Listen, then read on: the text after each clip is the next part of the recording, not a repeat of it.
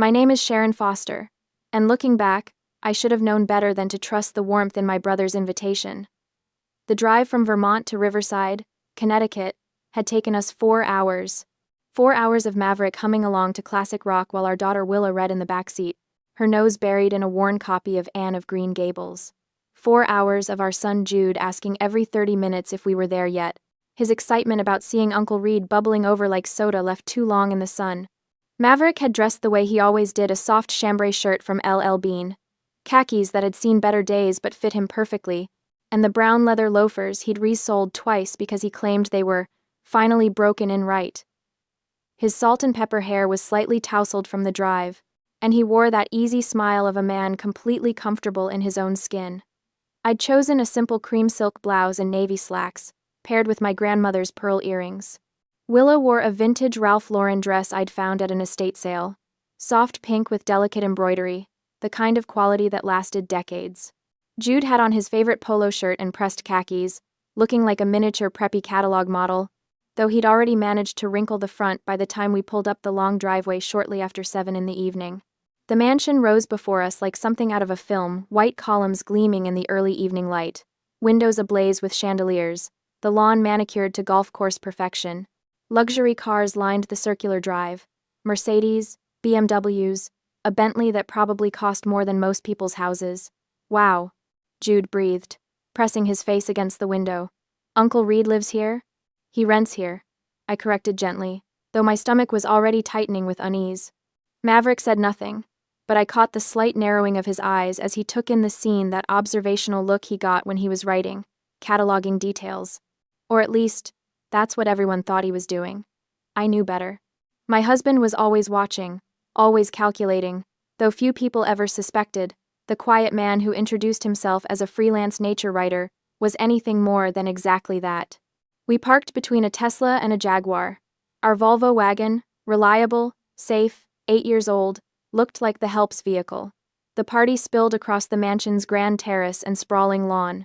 Women in designer dresses that probably cost what we spent on groceries in 6 months. Men in suits so sharp they could cut glass. The air smelled of expensive perfume, champagne, and the particular scent of wealth, that indefinable mix of privilege and exclusivity that makes the uninitiated feel like they're breathing different air. We made our way up the stone steps. Willa's hand found mine, her palm slightly damp. She was 9 and perceptive enough to sense when she didn't quite fit in, though she'd never say so. You look beautiful, sweetheart, I whispered to her. She squeezed my hand in response. A coordinator with a clipboard and a smile that didn't reach her eyes intercepted us at the entrance. Names, please? Sharon Foster. This is my husband, Maverick Miller, and our children. She scanned her list, her expression shifting almost imperceptibly, not rude. Exactly, but cooler. Ah, yes, the Vermont family. Right this way. I felt Maverick's hand settle lightly on my lower back as we followed her through the crowd. We passed the VIP zone, a raised section of the terrace with the best view, the best lighting, intimate clusters of cocktail tables draped in ivory linen. That's where I spotted Reed, my younger brother, holding court in a navy suit that probably cost $3,000. He saw us. Our eyes met. For a moment, I expected him to wave us over, to introduce us proudly to his fiancée's circle. We'd driven 4 hours. I'd brought a gift, a first edition book I'd found for Helen, something I thought she'd appreciate. Instead, Reed's eyes flickered with something I'd never seen directed at me before: embarrassment. He glanced at the guests around him, all perfectly coiffed, all radiating that new money shine, then back at us in our L. Bean and vintage Ralph Lauren. He didn't move. The coordinator led us past the VIP zone, past the main seating area with its strategic proximity to the bar and the dance floor, past even the secondary tables. We ended up at a round table tucked in the corner near the kitchen door, where servers rushed past with trays and the music was muffled by the wall. The lighting was dimmer here. The view was of the service entrance. This was the fringe. Enjoy the party, the coordinator said, already turning away. Maverick pulled out a chair for me, his movements unhurried. He helped Willa into her seat, then Jude. When he finally sat down beside me, he was silent, but I saw his jaw tighten just barely, just enough. Mom, why are we sitting by the kitchen? Willa asked quietly. It's fine, honey. We can see everything from here. I lied, my voice bright. But we both knew. The seating wasn't random. It was a statement. Across the terrace, Reed laughed at something one of his guests said. Champagne flute raised high. He didn't look our way again. Maverick leaned back in his chair, his fingers drumming once-twice against the tablecloth. To anyone watching, he looked relaxed, mildly interested in the spectacle around us. But I knew that look. I'd been married to this man for 12 years. He was taking notes, and Maverick Miller's notes always came with consequences. The party hummed around us like an exclusive machine we weren't meant to understand. Waiters glided past our corner table with barely a glance, their trays angled toward the VIP section. Laughter floated from the center of the terrace, where Reed and his fiancée Helen held court under strings of Edison bulbs that cast everything in a golden, flattering glow. Our corner had fluorescent spillover from the kitchen. Jude kicked his feet under the table, still excited despite our exile. When do we get to eat? I'm starving. Soon, buddy, Maverick said, ruffling his hair. He'd maintained that easy demeanor since we sat down, but I noticed he'd positioned his chair at a slight angle the better to observe the entire party. The writer's eye, people always said. Always watching for material. If only they knew. Movement caught my attention. Helen was gliding toward us, her champagne-colored dress catching light like spun sugar. She was beautiful in that calculated way, every hair in place, makeup applied with surgical precision, jewelry that announced its price tag without needing words. At 28, she'd perfected the art of looking expensive. She stopped at our table, smile fixed in place like a crown. Sharon! Her voice carried that particular tone of false warmth I'd heard before, usually right before someone delivered an insult wrapped in concern. I'm so glad you could make it all the way from Vermont. It must have been quite the journey. 4 hours, I said evenly. Not bad at all. Well, you're braver than me. I couldn't imagine living so far from civilization. She laughed, a tinkling sound.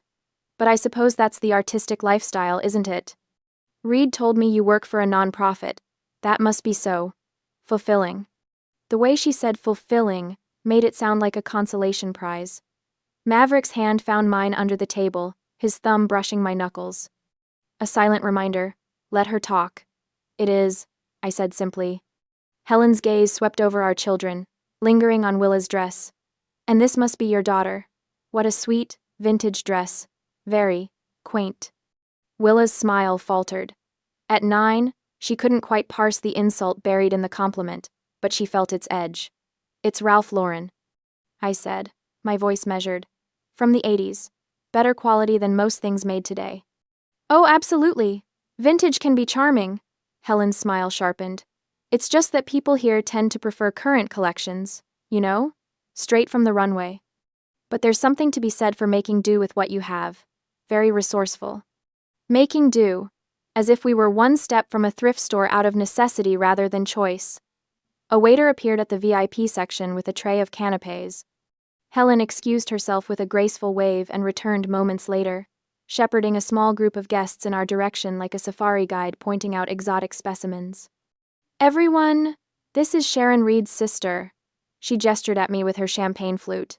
She lives secluded in Vermont to find artistic inspiration, and works for a nonprofit. A life that is, well, very chill, but surely a bit removed from our fast-paced world, isn't it? The guests smiled politely, their eyes sliding over us with practiced disinterest. I could read the narrative Helen was spinning, the sister who couldn't hack it in the real world, who'd fled to the countryside to play at being rustic, who now attended events like this as a reminder of what she'd left behind or failed to achieve. Actually, Maverick said mildly, speaking for the first time since Helen arrived, Sharon manages complex projects with multiple stakeholders and 7-figure budgets. The nonprofit sector requires quite a bit of pace, just less emphasis on profit margins. His tone was pleasant, conversational even. But there was steel underneath the kind that most people missed, because Maverick had perfected the art of seeming harmless. Helen's smile didn't waver. Of course! Nonprofits are so important. Though I imagine the salary must be quite modest compared to the private sector. But that's the sacrifice one makes for passion, right? She moved on before I could respond, her entourage following like ducklings. Jude tugged on my sleeve. Mom, I'm really hungry. Can I get one of those things they're carrying around? The buffet table had been set up near the VIP zone, a stunning display of delicacies under warming lights. Jude was already sliding out of his chair when Helen materialized again, as if summoned by his interest. "Oh, Jude."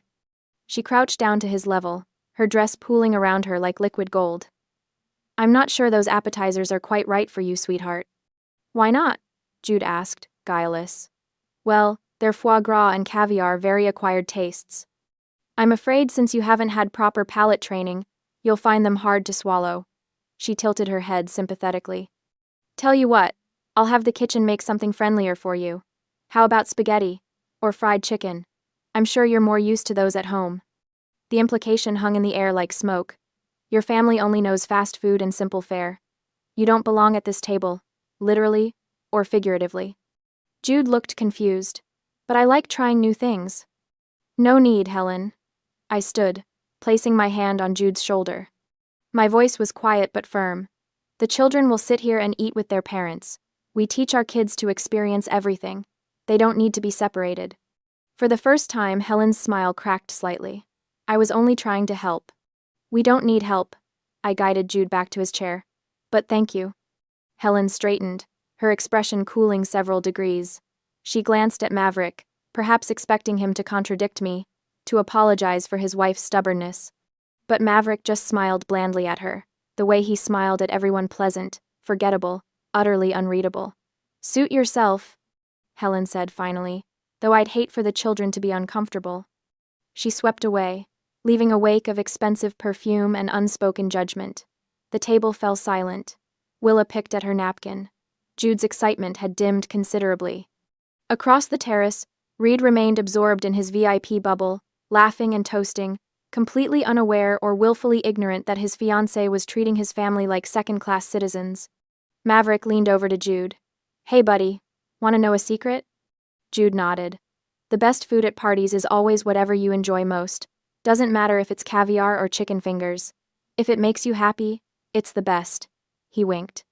"And between you and me, I'd take a good burger over fish eggs any day." Jude giggled, some of his sparkle returning. But I saw the way Maverick's gaze tracked Helen across the terrace, the way his jaw set just slightly tighter. My husband was many things: patient, observant, slow to anger, but he was also fiercely protective, and someone had just insulted his children. I had a feeling Helen had no idea what she'd just set in motion.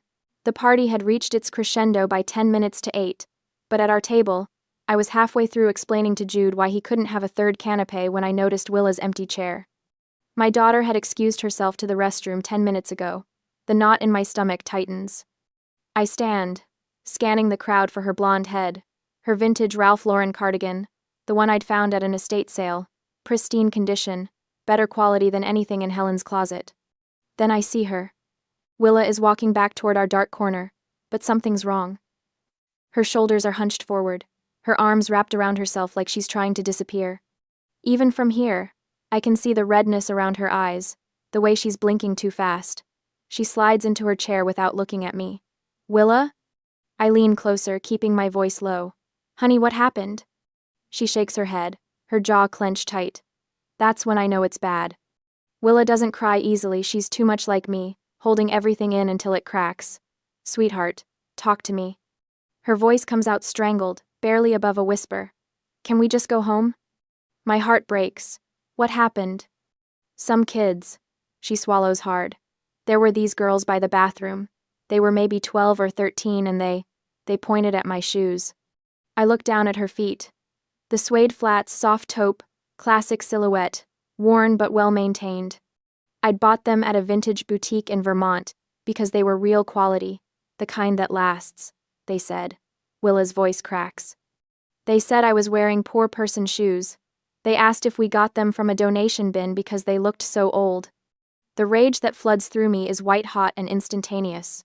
My 9-year-old daughter, my sensitive, brilliant girl who reads 3 grades above her level and volunteers at the animal shelter every weekend, mocked for shoes. I reach for her hand, but before I can say anything, I hear the click of heels on marble. Helen materializes at our table like a shark scenting blood. "Oh dear, is everything all right?" Her voice drips with false concern, pitched just loud enough to draw attention from nearby tables. Several guests turn to look, champagne flutes pausing mid-sip. We're fine, I say flatly. Are you sure? Because Willa looks upset. Helen tilts her head, her expression a practiced mask of sympathy. Did something happen? I open my mouth, but Willa speaks first, her voice small. Some girls made fun of my shoes. Helen's eyes flick down to Willa's suede flats, and I see it that microsecond of satisfaction before she arranges her face into understanding. Oh, sweetheart. She crouches down, putting herself at Willa's eye level in a performance of compassion. You know, children here are raised differently. Their parents are business leaders, philanthropists. These kids are being groomed for Yale, for Harvard. They have very refined standards. My fingers curl into fists under the table. Helen continues, her voice taking on a teacherly tone. Honestly, Sharon, I've been worried about this. The children they're not used to, well, to being in environments like this. Living so isolated up in Vermont, without regular exposure to proper social settings. She sighs, shaking her head. It causes culture shock. They don't understand the expectations. The words hang in the air like poison. She's not defending Willa. She's defending the bullies. Maybe next time? Helen says, standing and smoothing her dress. You could prepare them better? Make sure their clothing is more appropriate for the occasion? It would save everyone the awkwardness. The crowd is watching now. I can feel their eyes on us, on my children, judging. Helen's implication is crystal clear. This is your fault, Sharon. You brought your backwoods children to a place they don't belong, dressed them like charity cases, and now everyone's uncomfortable. I'm shaking. I want to scream, to tell her exactly what I think of her and her refined standards, to drag her outside, but I'm frozen, because Reed is here, somewhere in this crowd, and he's my brother, my only sibling. If I make a scene, if I cause chaos at his engagement party, I'll be the villain in this story. I stand abruptly, my chair scraping against the floor. Helen's smile widens, victorious. She thinks she's won. Then Maverick stands. The change in him is immediate and terrifying. Gone is the gentle, soft-spoken man who spent dinner quietly eating pasta.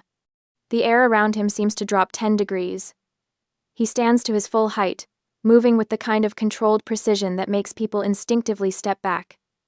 He doesn't say a word. He simply stands there, one hand adjusting the button of his suit jacket that fits him like it was painted on, and the silence spreads outward like ripples in water. Conversations die, mid-sentence. Glasses stop clinking. Maverick doesn't look at Helen. He looks at me. His blue eyes are calm, cold, and completely focused. There's a question in them, one we've asked each other 1,000 times in our 17 years together. Have you had enough? It's the same look he gave me the day I told him about the harassment at my old job. The same look before he quietly made a phone call that resulted in my former boss being audited by the IRS. Maverick doesn't make threats. He doesn't need to. I think about Willa's red eyes, about Jude's confusion when he couldn't have a burger, about being shoved into a dark corner while Helen parades around in a dress that costs more than our monthly grocery bill. I think about my brother, who I drove 4 hours to celebrate, who hasn't once come to check on us. I look at Maverick and nod. The decision is made. Helen's smile falters as she realizes something has shifted. She takes a small step back, her eyes darting between us, suddenly uncertain. Maverick's expression doesn't change. He reaches down, helping Willa out of her chair with infinite gentleness, then does the same for Jude. We're leaving, I say, my voice steady now. And in that moment, with my husband's silent strength at my back and my children's hands in mine, I choose their dignity over my brother's party. I choose us. Several nearby conversations paused. I can feel the attention shifting toward us, the whispers starting. Helen's uncertainty evaporates instantly, replaced by barely concealed triumph. She straightens, that megawatt smile returning full force. You know what? I think that's probably the smartest decision you could make right now. Her voice carries, projecting to the growing audience of guests pretending not to stare. This is my house, after all. Mine and Reed's. I have to maintain a certain image for our business partners, our investors. She emphasizes those last words, letting them land like stones. My house, My house. My house. The claim hangs in the air, territorial and absolute. She's not just dismissing us, she's evicting us. From her domain. Like we're trespassers who've overstayed our welcome. I'm gathering Willa's small purse when I catch at a flicker of something crossing Maverick's face. Not anger. Not indignation. A smirk. It's gone in an instant, so quick I almost think I imagined it. But I know my husband. I've seen that expression exactly 3 times in our marriage. Once before he negotiated a hostile takeover, once before he systematically dismantled a competitor who tried to poach his entire executive team, and once before he outbid a Russian oligarch for a property in Manhattan just to prove a point. It's the look of a man who's been handed exactly what he wanted. Sharon? Sharon? Reed's voice cuts through the murmur of the crowd. He's pushing through the guests, his face flushed and confused, his tie slightly askew. He looks tired, the kind of bone-deep exhaustion that comes from trying to keep up appearances all night. What's going on? He reaches our table, eyes darting between me and Helen. Why are you guys leaving already? Helen immediately shifts gears, her hand flying to her chest in a gesture of wounded innocence. Oh, Reed, honey, it's not. I mean, Sharon said she wanted to leave. I think she's just not comfortable here. The vibe isn't really. She trails off delicately, letting him fill in the blanks. The implication is clear. Your sister doesn't fit in with our crowd. Reed's face crumples with guilt and confusion. Sharon, I'm so sorry. I didn't mean for you to feel. He runs a hand through his hair, making it stand up in stressed peaks. Maybe you should take the kids back to the hotel? Let them rest? You must be tired from the drive and... He's apologizing. To me. For Helen's behavior. And he has no idea. My brother, standing in this mansion's grand foyer, surrounded by crystal and marble and imported flowers, actually believes he lives here. Believes this is his home, his party, his life. He has no clue that every piece of furniture he's lounging on, every room he's hosting in, every inch of this partnership with Helen exists because Maverick decided to be generous 3 years ago. Reed thinks he's the host, the master of the house. In reality, he's a tenant, whose lease is about to expire. It's fine, Reed, I say quietly, slipping my arm around Willa's shoulders. We'll get out of your way. No, it's not. He's flustered now, aware that people are watching, that this doesn't look good. You came all this way. I wanted you to be here. Reed, sweetheart. Helen touches his arm, her voice honey-sweet. Let them go. Sharon clearly wants to leave, and we have guests to attend to. The Castellanos were asking about the investment timeline, and... She's steering him away, redirecting his attention like she always does. Reed's shoulders sag in defeat. He shoots me one more apologetic look before allowing himself to be led back toward the center of the party, toward the lights and the laughter and the people who matter in Helen's world. Maverick is silent beside me, helping Jude into his jacket with methodical care, but I see it again, that tiny quirk at the corner of his mouth when Helen said, "My house." Maverick? I murmur as we start toward the door. Not yet, he says softly. His voice is calm, almost pleasant, but there's something underneath it, something that makes the hair on the back of my neck stand up. We're almost to the foyer when Helen's voice rings out behind us, bright and performative. Drive safely. And Sharon, maybe next time, let us know if you need recommendations for the children's clothing. I know some wonderful boutiques that aren't too expensive. The laughter that follows is polite but present. Several guests are openly watching now, champagne flutes in hand, entertained by the drama. Willa's hand tightens in mine. Maverick stops walking. He doesn't turn around, doesn't react visibly, but something shifts in the air, a change in pressure, like right before a thunderstorm breaks. He reaches into his jacket pocket and pulls out his phone. The motion is casual, unhurried. He taps the screen a few times, scrolling through something. Actually, he says, his voice carrying effortlessly across the marble foyer. Before we go, there's something I need to discuss with Reed. The room goes quiet. Helen's smile freezes. I'm sorry, what? Maverick finally turns, and the look on his face is pleasant, professional. The expression of someone about to discuss a minor contract detail. Reed, he calls out. Could you come here for a moment? It's about the house. My brother emerges from the crowd again, now looking completely bewildered. The house? What about... The lease, Maverick says simply. I wanted to give you proper notice in person, since we're all here. Reed blinks. Notice? What notice? And just like that, the trap springs shut. The party noise seemed to fade into a dull hum as Maverick stepped forward. There was something different about him now. The quiet, amiable writer had vanished, replaced by someone who moved with the confidence of a man who'd spent decades in boardrooms where millions changed hands with a signature. Reed, Maverick said, his voice low but carrying an authority that made several nearby guests turn their heads. Do you remember the name of the parent company on the lease you signed? My brother blinked. Confusion, replacing the embarrassment that had been written across his face moments before. What? Why would that matter right now? Just answer the question, Maverick said, his tone patient but unyielding. Reed's forehead creased as he searched his memory. I think it's Ironwood Holdings?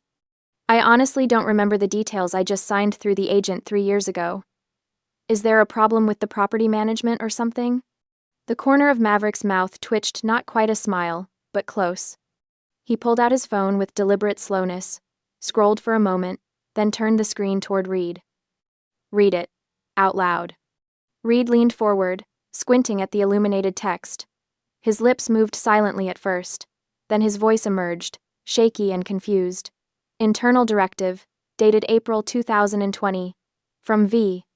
Miller, Chairman. Subject, Foster Account Exception. He paused, his face going pale. Approve exception for Reed Foster's residential file. Freeze 2020 rental rates indefinitely, regardless of market adjustments. Any difference between frozen rate and current market value is to be accounted for in the chairman's family charity adjustment account. The silence that followed was absolute. Even the string quartet seemed to sense something monumental happening and let their music trail off, plunging the terrace into a deadly stillness. I don't, Reed's voice cracked. What does this mean? Helen had gone utterly still beside him, her champagne flute frozen halfway to her lips. I watched as understanding began to dawn on her face slowly at first, then all at once, like watching ice crack across a frozen pond. It means, Maverick said, his voice carrying clearly across the suddenly quiet gathering, that the luxurious lifestyle you've been enjoying for the past 3 years has been subsidized. Heavily subsidized. The market rate for this property is currently $4,200 per month. You've been paying $2,800, the frozen 2020 rate. That's a difference of $16,800 per year. Over 3 years, that's $50,400 in effective charity. Reed staggered backward as if he'd been physically struck. No, that's not. I can afford this place. I make good money. You make a good salary, Maverick corrected gently. But you're not rich, Reed. You're what financial advisors call a Henry High earner, not rich yet. You spend everything you make trying to maintain an image that's beyond your actual means. Without the subsidy, you couldn't afford this address. You certainly couldn't afford it while also funding those European vacations and the luxury car lease and the country club membership Helen insisted on. I watched my brother's face crumble. Watched him realize that every dismissive comment Helen had made about people who don't understand quality, every sneering remark about knowing your place in the world, all of it had been built on a Daggio foundation of charity. Charity from the man she'd been mocking all evening. Maverick turned to Helen, whose face had transformed from its usual haughty composure into something raw and exposed. You're right about one thing, Helen. Class cannot be faked. Real class isn't about designer labels or knowing which fork to use or making sure everyone sees your expensive watch. Real class is about character, about how you treat people when you think they can't do anything for you. He paused, letting his words sink in. Around us, the gathered guests stood transfixed, their cocktails forgotten. The class you've been so proud of for 3 years, this address, this lifestyle, this social standing, it's been funded by my family's charity.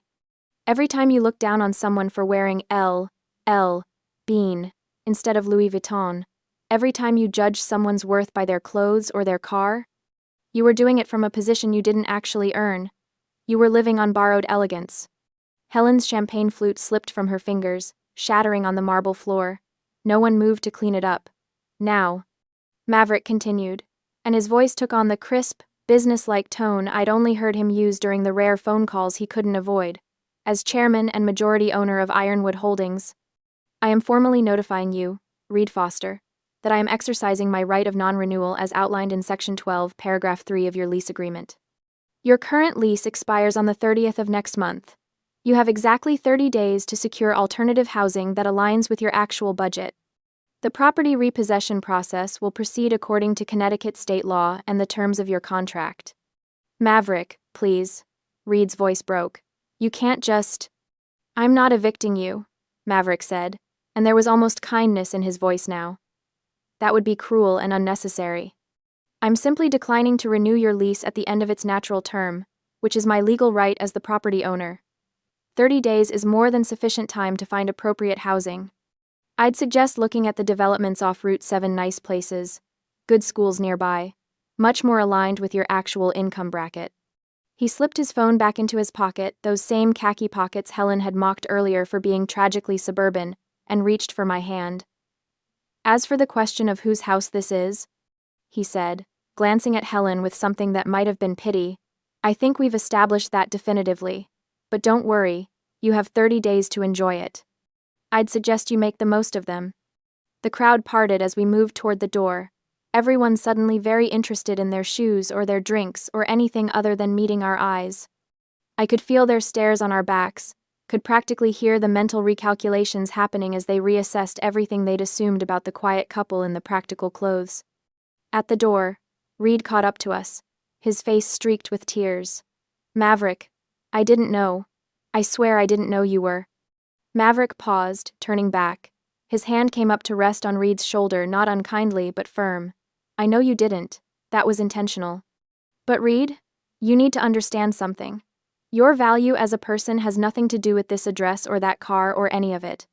When you figure out where your true worth lies, when you can see it in yourself without needing these expensive props to prove it, then we'll talk. Really talk. But until then... He didn't finish the sentence. He didn't need to. The cool night air hit my face as we stepped outside, and I drew in a deep breath that felt like the first real breath I'd taken in hours.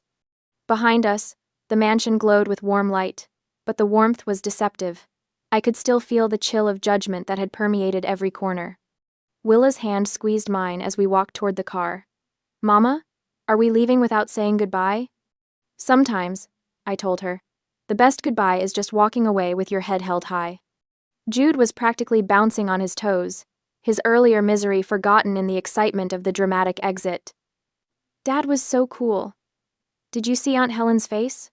She looked like she swallowed a lemon. Jude, I said, but there was no real reproach in my voice. Maverick unlocked the car, our practical, 7-year-old Subaru with the dent in the rear bumper from when I'd misjudged the garage wall, and we all climbed in. As he started the engine, I glanced back at the mansion one last time. Through the tall windows, I could see figures moving, gathering, no doubt dissecting everything that had just happened. Reed stood on the front steps, Helen nowhere to be seen. I almost feel bad for him, I murmured. Don't, Maverick said, pulling out of the circular driveway. This is the kindest thing I could do for him. He's been living in a fantasy, and fantasies always end. Better to end it now, on our terms, than to let him crash even harder down the line. We drove in silence for a few minutes, leaving Riverside's manicured perfection behind us. Then Willa's small voice piped up from the back seat. Daddy? Are we richer than Miss Helen? I twisted in my seat to look at her. In the passing streetlights, her face was thoughtful, not proud or gloating, just trying to understand. Why didn't you say so earlier? She continued. When she was being mean about our clothes? Maverick caught her eye in the rearview mirror, and I saw that gentle smile I'd fallen in love with all those years ago. That's a good question, sweetheart. And here's the thing. Being rich isn't about showing off or making sure everyone knows how much money you have. It's definitely not about yelling at waiters or making people feel small. He paused at a red light, taking the moment to turn around and look at both kids. True wealth, real wealth, is having the power to protect your family and set things right without needing to raise your voice. It's being secure enough in who you are that you don't need everyone else's approval. Today, I taught Miss Helen a lesson in respect, something all her money and designer clothes can never buy her. But she was so mean to you, Willa said, her voice small. She called your jacket tragic. She did, Maverick agreed, facing forward as the light turned green. And you know what? It is a 10-year-old jacket from LL Bean.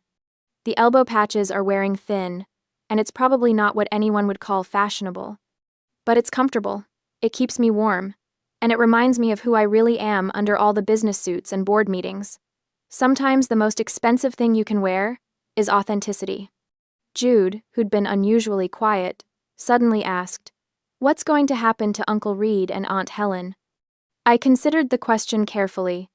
They're going to have to learn to stand on their own 2 feet, to build a life based on what they actually have, not on what they're pretending to have. "Will Uncle Reed be okay?" Willa asked. "Eventually," I said, and I believed it. Your uncle is smart and capable when he's not trying so hard to impress people. This might be the wake-up call he needs. As for Helen, I trailed off, uncertain. "She made her choices," Maverick finished quietly. "We all do. And then, we live with them." The lights of Riverside faded behind us, giving way to darker roads, older trees, the authentic Connecticut that existed beyond the manufactured perfection of new money enclaves.